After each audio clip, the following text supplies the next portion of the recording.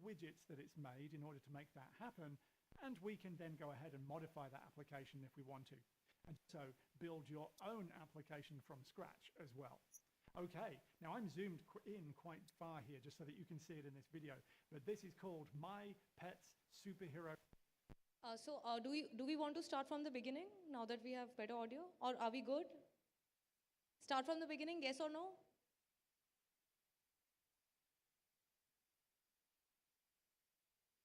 AI. In fact, let's build that application using generative AI and do the whole thing without writing any code whatsoever.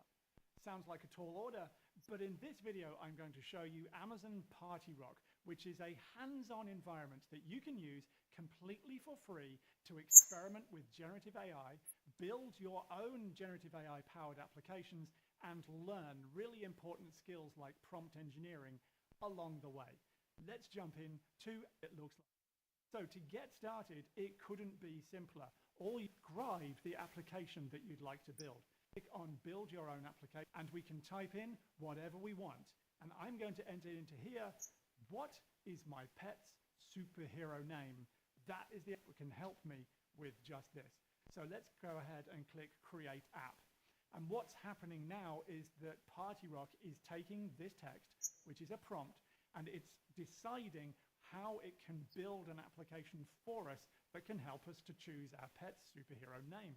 And once it's built that, it'll show us all of the widgets that it's made in order to make that happen, and we can then go ahead and modify that application if we want to.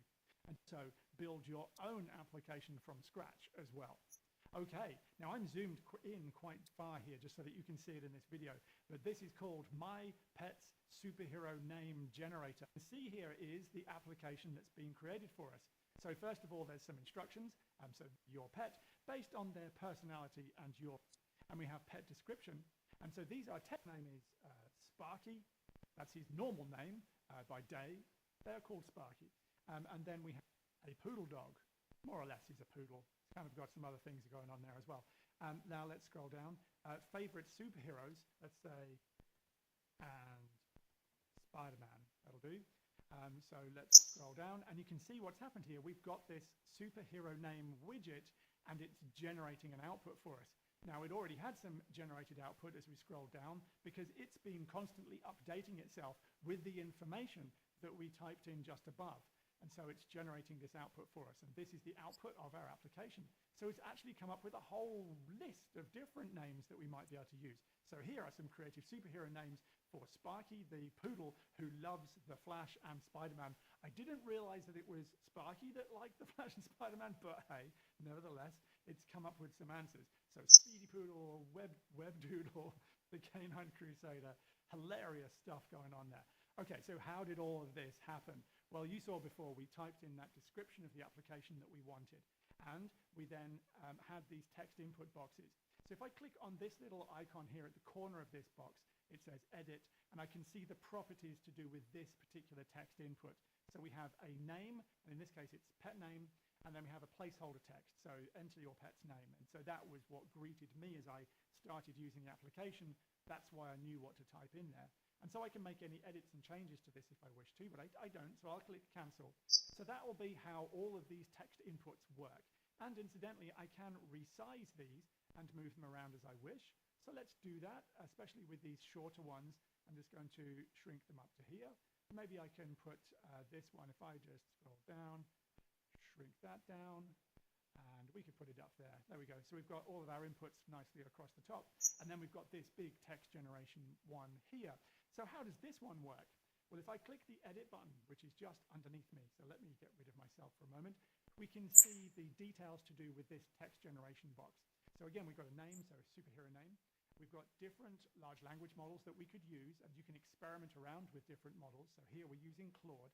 And then we've got the prompt. And the prompt has got this special syntax in it, where it's actually using the inputs from the beginning of the application.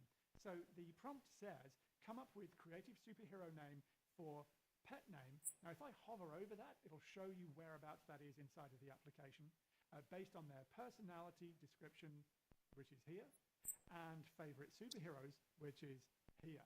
Okay, so this is how this prompt is being put together. It's being dynamically created from the inputs, and this is a form of prompt engineering. And we can edit this. So say, for example, we just wanted to have the superhero name, not all of this description as well. Well, let's go and update the prompt to do that. So I could put a full stop here and say, just provide one name and no reason why. So I can click save on that, and it will now start to generate a new output based on my new updated prompt engineering. And there is the title for my superhero dog, Zoom Doodle. All right, well, what does that look like? What does Zoom Doodle look like? Let's shrink this down a little bit here, and let's add in another widget. So I can put my cursor over here. It says Create Widget. If I click that, I get this dialog here saying, well, what kind of widget would you like to create? And I could create another user input, some more static text or some instructions, but these are the generative widgets that I can select from. So text generation, such as we've just seen over there, also image generation and chatbot. So let's have a go at image generation. And here we could say a portrait of a person called, but let's change this to a portrait of a pet called pet name, and I can click save on that. And what it's done there, if I just scroll, and I can resize this one as well, it's created an image of my pet. So let's go back into these details for a second. A portrait of a pet called pet name. So this will create a portrait of a pet called Sparky, which is fine, but I want a superhero image. So let's say a portrait of a superhero pet called. Now, if I type the @ symbol, I now get access to all of the variables, if you like, which are available inside of this application, including the pet name and the pet description, but also the superhero name. In other words, the output from the other generation. So that generation can be used as an input to this generation. So a portrait of a superhero pet called superhero name, and then we'll get rid of this, we don't want that anymore. And now we can click save. And so now when I do that, this should automatically start to regenerate, and you can see that that's happening here because of this animation. And in a moment, we should get an awesome superhero image of Zoom Doodle. There he is. That's amazing. Okay, so now I think we get a better idea of how exactly we'll build our own app. So now I'll give you all, again, 2 minutes to create the app on Superwoman, on the Superwoman name for yourself. And it can be based on anything, any factor that you think you want it to be relevant to. So you can put it as the input widgets, and then you generate a name. And you can again use prompt engineering essentially. You can prompt to just have a name provided to you instead of some description. Does that make sense? All right.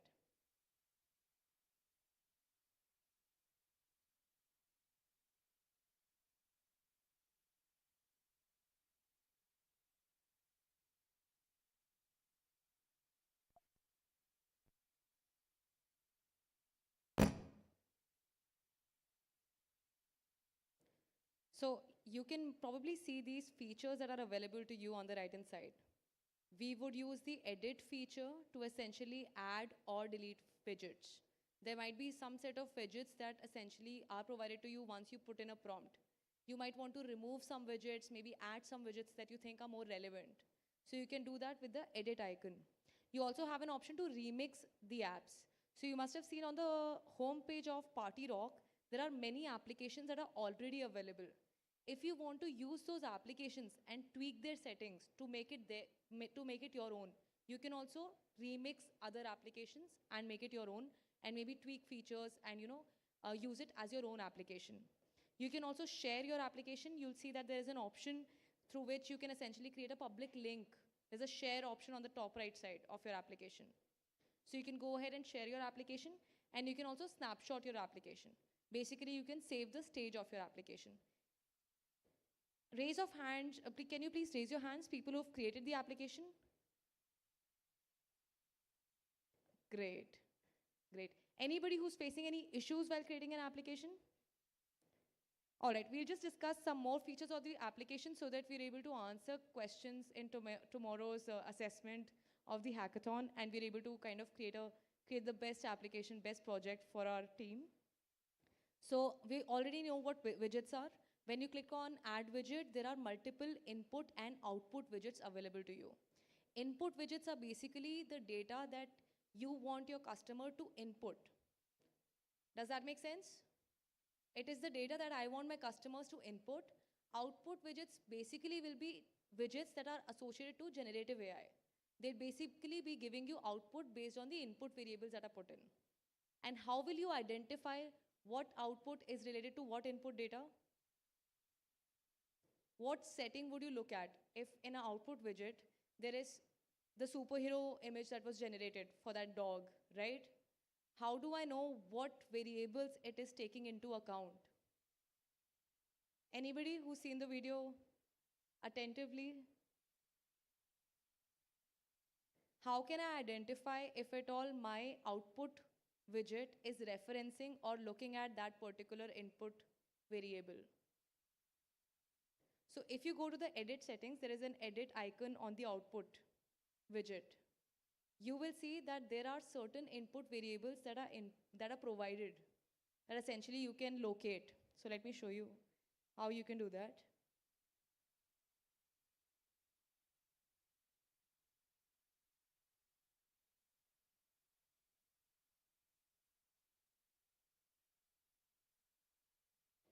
Here, just a second.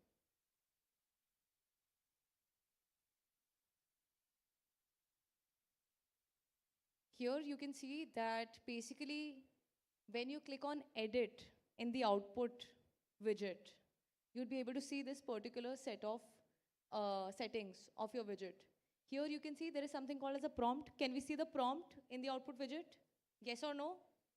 Can we see it in the input widget? Who was saying yes? So, okay. So can we see this prompt in the output widget? In the input widget, you only would have label, right? So you'd see a prompt in the output widget, and you can see there is some portion that is highlighted. So if, for example, you want to reference any input variable in your output section, you can mention it as @. So if I would do @, it will start giving me options of all input variables. I can pick and choose. So for example, the person in the video, that person chose superhero to be the input widget that is taken into reference when creating an output. So you can do that. It's called as prompt chaining. So it's a technique, one of the prompt engineering techniques, wherein you're essentially using input variables, you're referencing it to get an output. We also have two other settings called as temperature and top P. So this is essentially a generative AI concept that I want to talk about. So I would request you to pay close attention because it is very important and we might have questions related to it in tomorrow's session, tomorrow's evaluation as well. So what is a temperature? What is top P? Anybody has any insight into this? Has anybody heard about temperature or top P?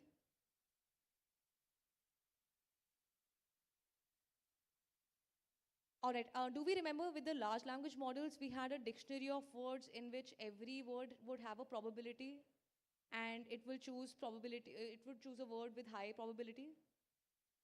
So what happens essentially is that if, for example, I want to use large language model to write a storybook for a 2-year-old, I want it to be random, creative, diverse.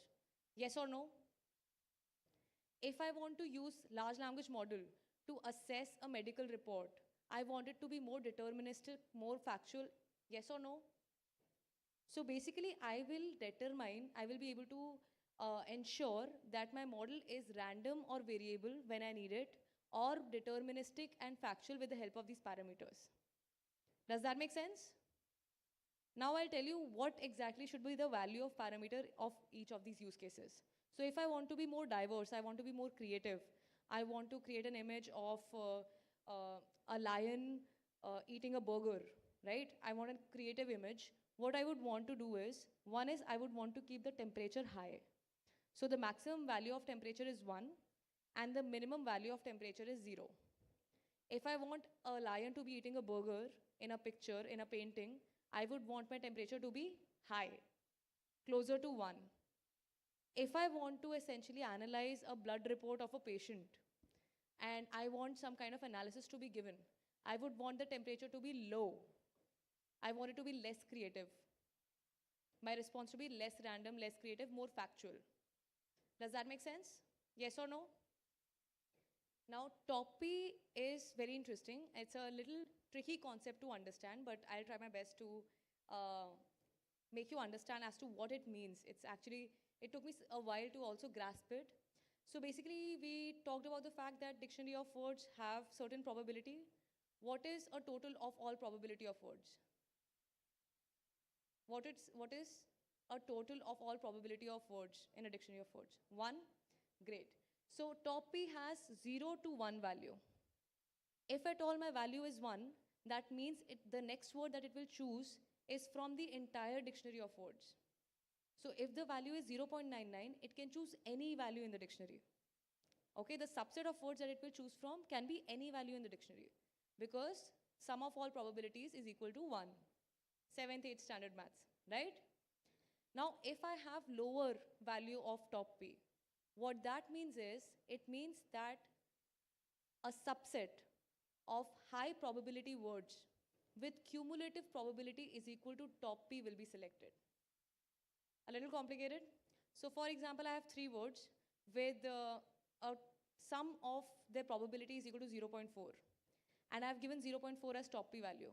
So essentially, any one of these 3 words will be selected by my large language model, given that these 3 words have the highest probability. It could be 0.3, 0.1, 0.2, 0.1, 0.1, and any other word probably has a lower probability, 0.005, x, so on and so forth. But if I have top P value set as 0.4 and the cumulative probability of these 3 words is equal to 0.4, I'll have a more deterministic response. I'm more in control of what the next word will be. Does that make sense? The example that we mentioned in the morning that, I am from Korea, I speak, and now the list of languages that I have, maybe it will give a lot more probability, maybe it will be choosing from a bigger subset of languages if at all my top P value was higher. If it is lower, it will be more in control of what the exact correct response should be. Maybe it will go hardly deviate from Korean. It will be able to more accurately answer it with saying that she speaks Korean. Does that make sense? So if I want to be diverse, creative, random, and less deterministic, I want every word to be taken as a subset of word that can be used as a next word in my large language model. I'll have both the values to be high. Again, it's an easier way to understand. If I want to be random, diverse, and less deterministic, I want top P value to be high and temperature value to be high. If I want to be more factual, I want to analyze a medical report, something very critical. I want to analyze a report of NASA mission. Okay, maybe I'm some scientist in NASA and I want to take care of that. I would want top P and temperature values to be low. Does that make sense? Fun things, creative things, stories that you want to tell, you'd want these values to be high. If you have something very critical that requires factual information to be provided, more accurate information to be provided, you'd want top P and temperature values to be low. The logic behind both is different, but these are the values that you'd be using. So in tomorrow's project, when you'd be essentially doing a project, a use case, you'd have certain parameters certain outputs that you can be creative with. So in those cases, you might want these values to be on the higher side. And we'd be evaluating as to why you kept a certain value. So you should be able to answer that question. That's the intent of basically trying to dive deep into this particular area. Another thing we can see here is the model. So you'll see that you have a list of models to choose from in text generation as well as image generation. If, for example, you want to generate an image as well, you'll see that we have Stability as well as Amazon Nova available to you. In text as well, we have different models available to you. So as an engineer, as a generative AI expert, you should be able to tell us why you've chosen a model. Have you tested other models? So you'd be able to make that analysis, make that conclusion as to why you were able to chose a particular model. When you're given a prompt, they'll give you a default model. But we want to understand, have you changed the model? Have you tried other models? Why did you not choose maybe Claude 3 Sonnet instead of Claude 3.5? So we'd want to get that information from you. Any questions? Any questions on what we've discussed till now?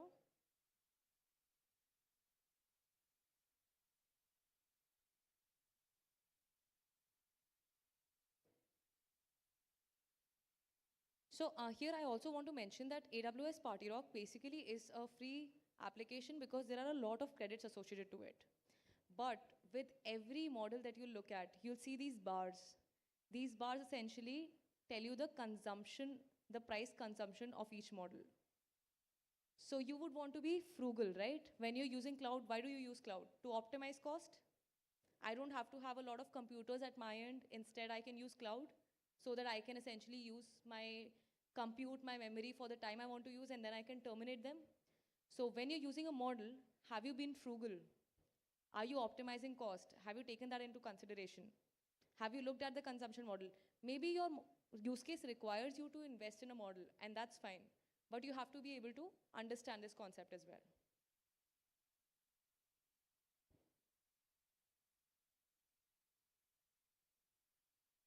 So these are the different models that are available to you, and a lot more. We have these different text generation models that I mentioned. So we'd be evaluating as to which model you've used, why you've used them. If you have multiple output widgets, each widget would have a particular model associated, right? Each widget would have temperature and top P values associated. So you should be able to answer the questions related to that. We have image generation models as well. We have Amazon Nova and Stability Diffusion. And again, we've learned about prompt engineering, right? We have learned about zero shot, one shot, and few shot prompting, right? So we can use these prompt engineering techniques. Now we know we can also reference an input variable by putting @. As soon as you put @ in the prompt window, you'll see all the options of input widgets will become available to you. So you can pick and choose which input you want to reference. So you'd want to be very specific on what you want from that output. For example, in the video we saw that the person essentially edited the prompt to make the output more reasonable, more relevant to the use case. So we'd want to do that if at all the first prompt that we give does not give us the required output.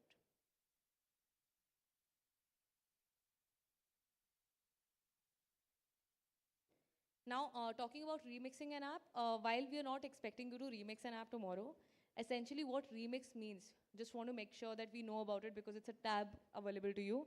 It means that you're making a copy of that app in your own account. And then you can build upon it, tweak it, make it your own.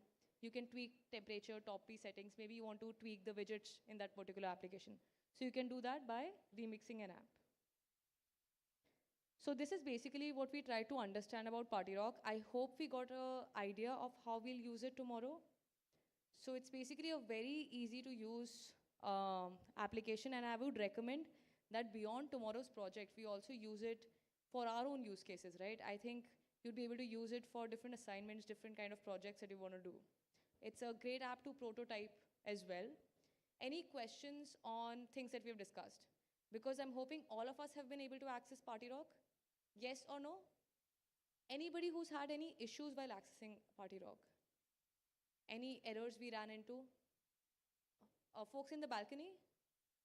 Are we comfortable with Party Rock? Great. Any questions on Party Rock? So who'll be winning in Party Rock project tomorrow? So great, awesome.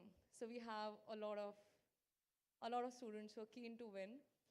We'd have great swags, I believe. Of course, we'll have great swags for winners. So would request that we make creative as well as technical efforts to complete this project. And again, thank you for being my audience post-lunch. I know it's hard, so thank you.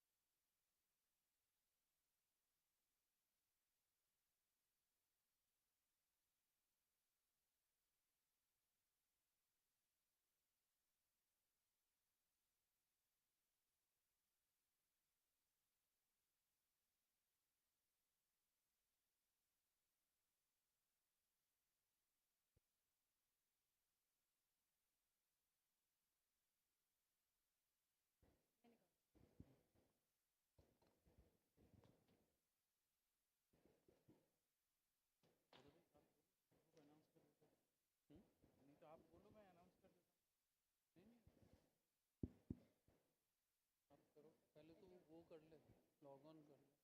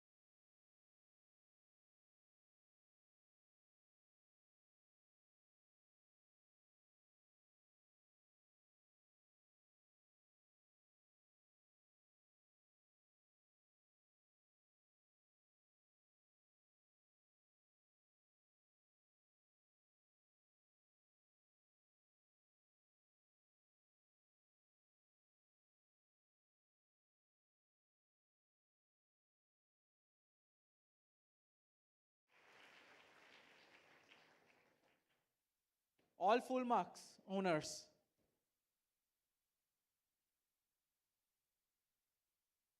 Where is group 3 standing? Okay, perfect. Chetna, Gargi, Prajakta, Shravani, Gargi, Pradnya, Aishwarya, Rujita, Harshika. Group 4. Please remember your groups, because that is how we will be giving you the problem statements. Post that, you can decide your own group name. But before that, you have to remember your own group number.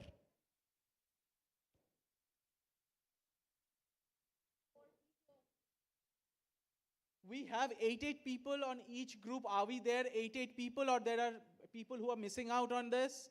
Just let me know. Put your hands together for group 1. You have 8 people out here? You have counted? Group 2, 8 people? Group 2, 8 people? No, 3 missing. Group 2, you are group 2? Yeah.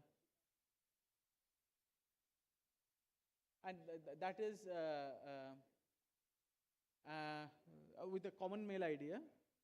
Okay, never mind, we'll plan it up. That is for, you are joining which group now? 4. And you are in which other group? 3rd, okay.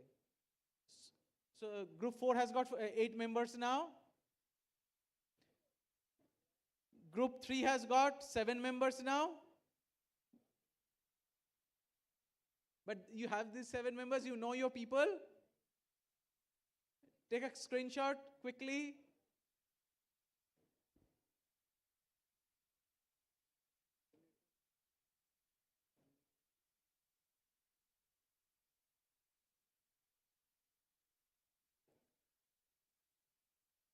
Team, please do take your picture of the team group which you are in, so that you can reference it later.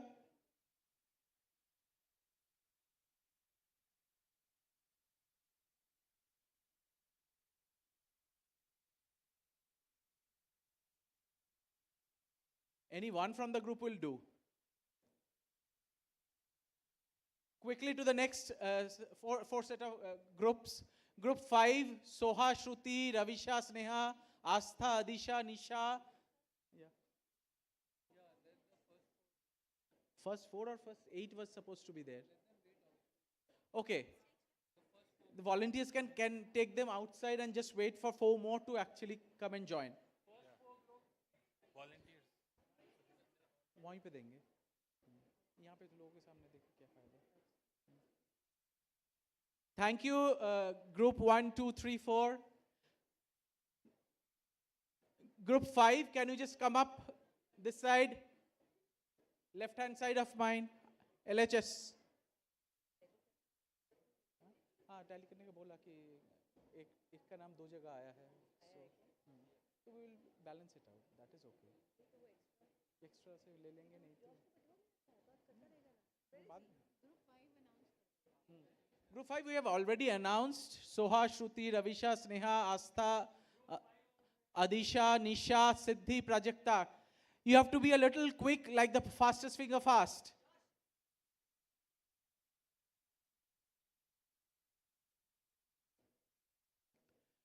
Moving to group 6.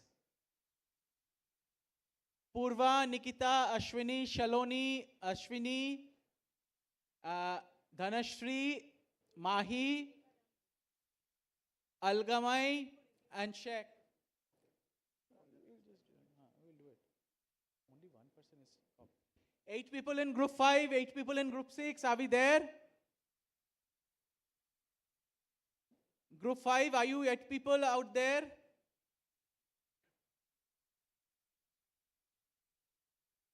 Anybody who's not interested, raise your hand. We will give opportunity to the others. Quick, please. Group 7, Anuradha, Soumya, Kinjal, Avni, Gayatri, Isha, Siddhi, Shruti, Shweta. A round of applause. Yes, that should keep continuing.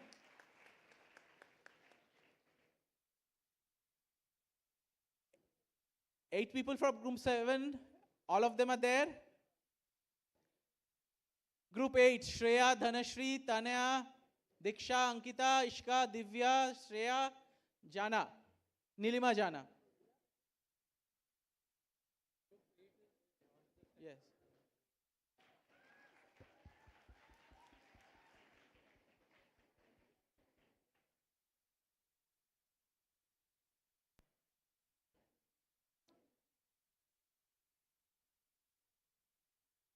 These 4 groups, group 5, you have 8 people.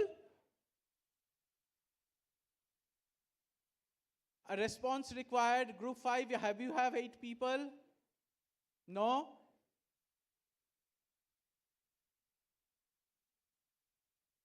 Just write it down. Group 5 has got only 5 people. Just write it. Not here, not here. I'm showing it. Just write it somewhere. Group 3, we have to add 1. Group 5, we'll have only 5 people are there. We'll have to add 3 more. Group 6, 8 people. Group 7, 8. Group 8, 8. Okay, please proceed.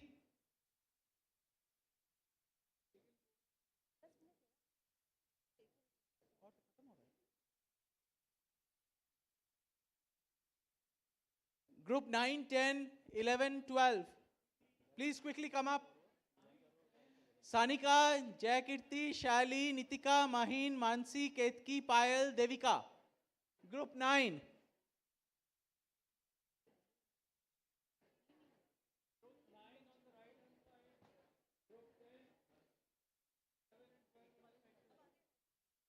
Group 9, be fast.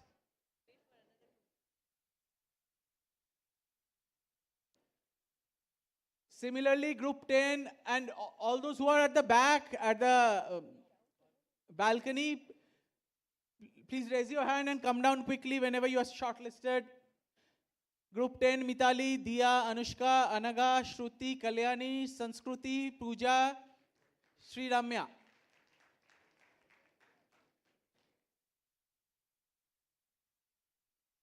Group 11, Dhanashri, Sonam, Nitisha, Avantika, Rigveda, Ashwarya, Taniksha, Chetna,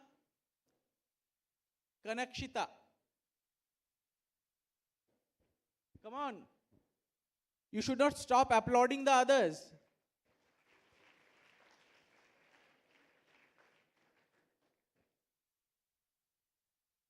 Group 12, Vrushali, Apeksha, Janvi, Sania, Mayuri, Nikita, Aditi, Shraddha, Vemula. Group 9, are you 8 people? How many people in group 9? Group 9, pay attention, are you 8 people? Group 10, 8 people? Who's group 10? Can somebody respond? 8 people? Group 10? 7? Okay. Group 11, how many people? 8? Group 12, how many people? 5? So here there is 1. Which group? 10 has got 7 people, right? For 10 we have to add 1 more. You have how many people? You are there on, sorry. How can 9 be there when there are 8 names announced? Okay, there are 9? Okay. Fair enough.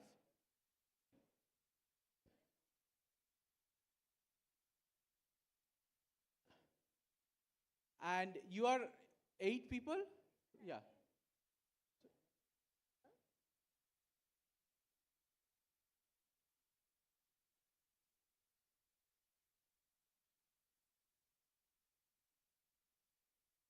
Okay, please proceed. Who's left over? Which?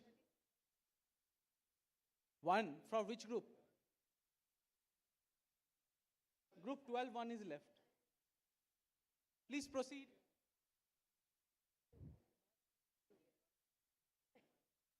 10. All people are there? Group 12. So all people are there for group 12.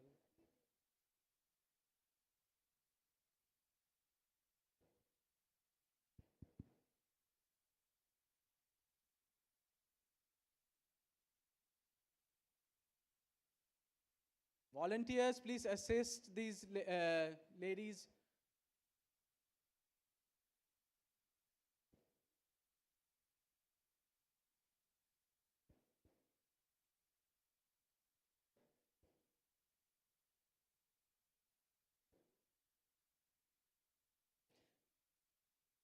And by the time we are meeting at the classroom, please mingle yourselves within the teams, at least know your names, cross-collaborate, create WhatsApp groups just to make sure that anything urgent which is required during the evening to create the app, you can intermingle.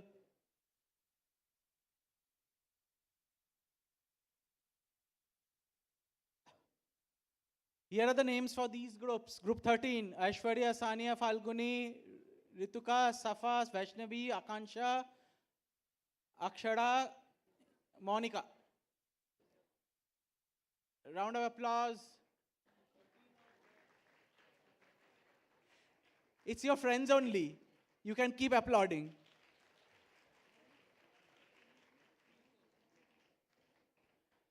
Group 14, Jagruti, Rutuja, Neelam, Palak, Sai, Nehali, Sanvika, Ishwari, Anem.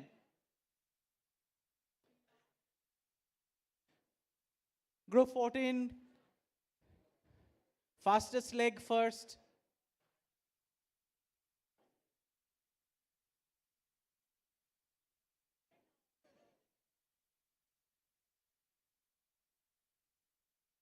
Oh, they can't be tired, na? We will be having some goodies for them also, na? That we haven't announced, na? Ah.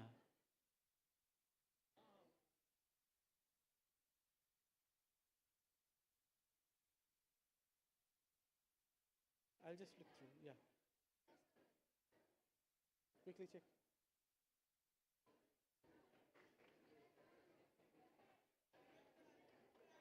Did you score 20? Did your score come to 20? 19 we are not considering. No.